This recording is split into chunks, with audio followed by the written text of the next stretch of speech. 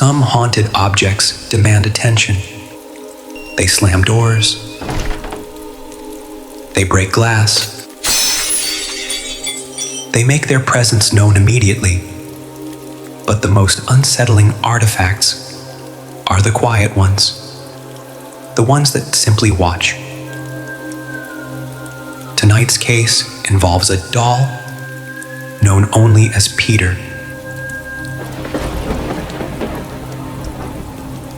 A small antique toy that has quietly passed through collectors, estate auctions, oddity shops, and museums for over a century.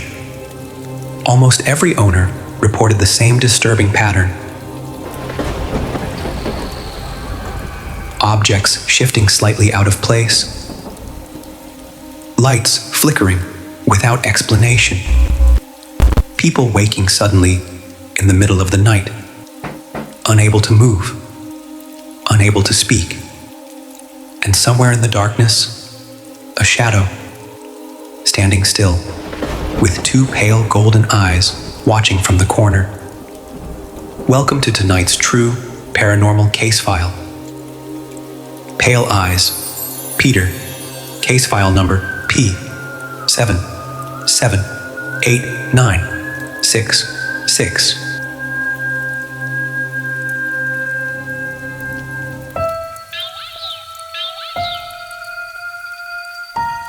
Peter, Pale Eyes, haunted object attachment. Attachment type, negative entity. Behavior, childlike. Slumber entity, sleepwalker, manifestation.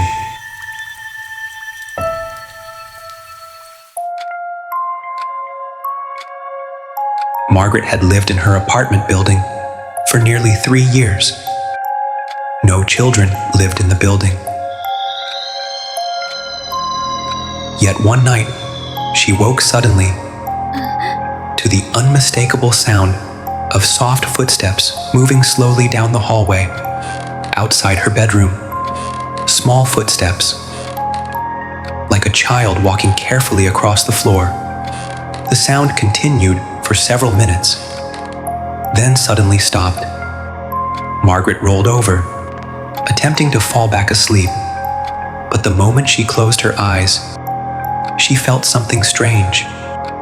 Not fear, not exactly, just the overwhelming sensation that someone else in the room was awake with her. She opened her eyes. The room appeared empty, yet in the far corner, where moonlight touched the wall, something seemed wrong. A shadow, standing just slightly out of place. And within that shadow, 2 faint points of light. Pale, clouded, almost golden, like candlelight reflecting off glass. Margaret blinked. The corner was empty again.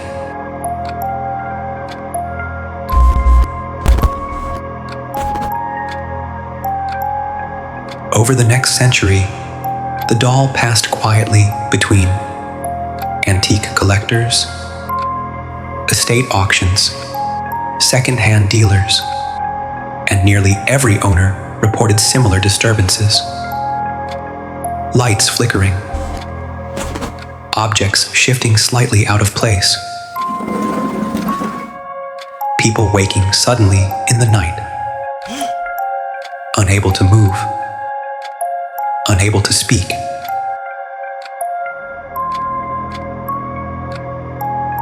Sometimes witnesses reported seeing a tall shadow standing somewhere in the room. Other times they described only the eyes, clouded, pale, almost golden, watching. Some people exposed to the doll for extended periods also reported something even stranger. Time loss, entire hours missing, moments that simply vanished.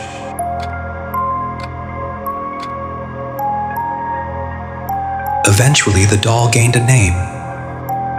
One of its later owners called him Peter, not because any known child was connected to the artifact, but because whatever seemed attached to the doll behaved like a child who refused to grow up. Mischievous, restless, playful in the wrong ways, hidden objects, footsteps in empty rooms. Small disturbances meant to attract attention, but some paranormal researchers believe the name hides something darker. Because the witnesses who experienced the worst disturbances never described a child. Instead, they described something older, something patient, something that seemed to watch people carefully, as if studying them, waiting.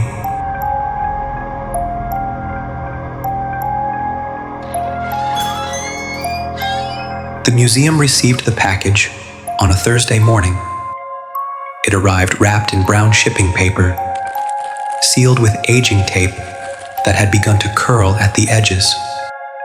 The receiving clerk, a quiet man named Daniel, signed the delivery sheet without much thought.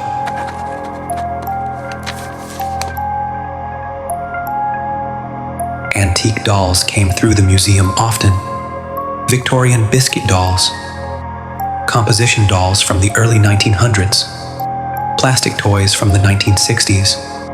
But this package came with something unusual, an envelope taped to the top.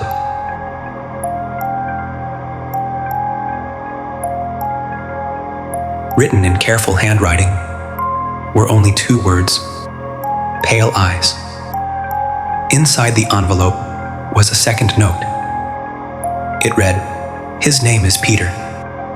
Please do not keep him in darkness, and do not leave him near you overnight." No explanation, no return to sender, just a warning. Daniel laughed it off. Ridiculous.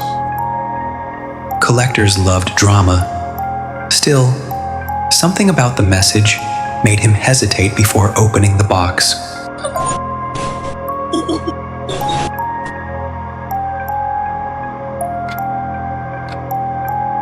Inside the shipping container was a smaller wooden box wrapped in the tissue paper. When Daniel pulled the paper away, Peter finally revealed himself. The doll's clothing was plain, but the face had aged into a pale ivory tone, cracked slightly with time. And his eyes, they were not the bright painted blue expected from a toy meant to represent childhood innocence. They were pale, clouded, almost golden. Daniel lifted the doll to inspect it.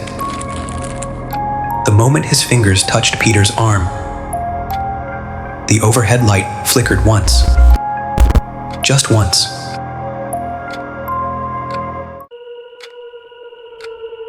Peter was placed in a wooden chair inside the museum catalog room.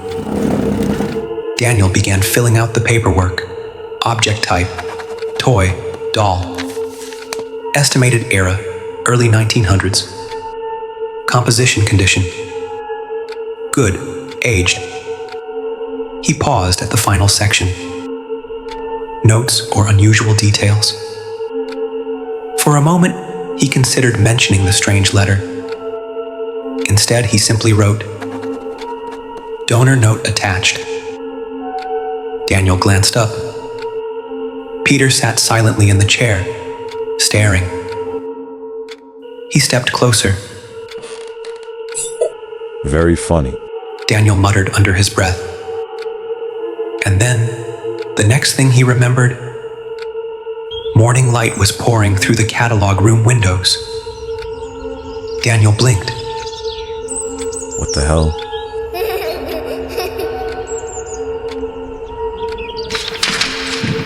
The clipboard had fallen to the floor beside him.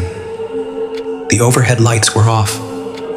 Staff voices echoed faintly through the museum halls as employees began arriving for the day. Daniel looked at the clock. 8:12 a.m. His stomach dropped. He had no memory of leaving. No memory of turning the lights off. No memory of the entire night. Just a blank stretch of missing time. And Peter still sat in the chair, watching him.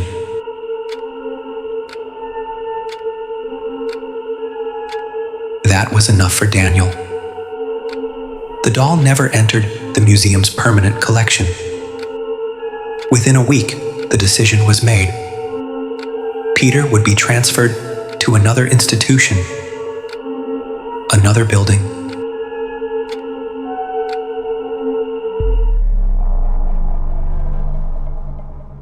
Another set of hands, willing to take responsibility.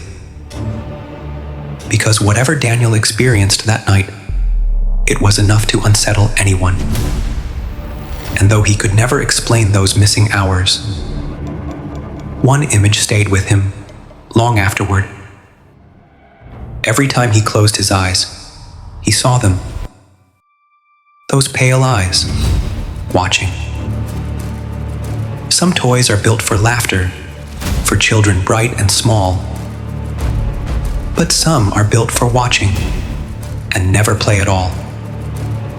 They sit in quiet corners where shadows slowly creep. They wait for midnight silence when houses fall asleep. And if you wake one evening with stillness in the air, you might discover someone else has always been right there, watching.